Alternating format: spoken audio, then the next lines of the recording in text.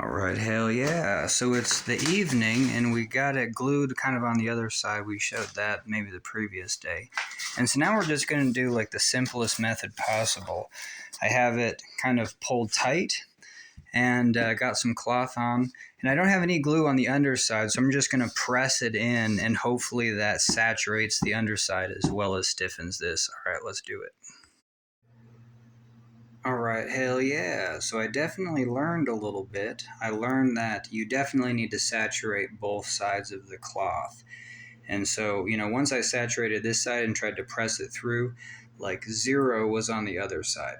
And so I had to pull it, and at least it was attached to the other side. So I was able to pull it, glue this surface, and then just kind of lay it down.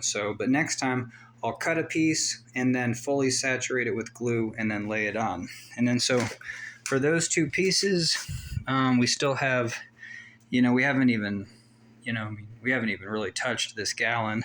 And so I think a gallon can go a long way. Now, that gallon, this stuff isn't going to dry. Well, no, this stuff actually dries and reduces in weight because it does evaporate. Where the epoxy cures. Epoxy doesn't reduce in weight when it dries. But anyway, yeah.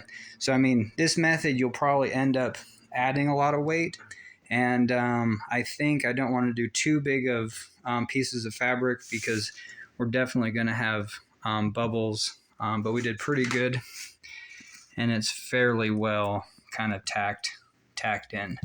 So, you know what I mean? Good enough. And it kind of simulates the epoxy process. And so it's kind of a good skill to work with glue and cloth. Hell yeah.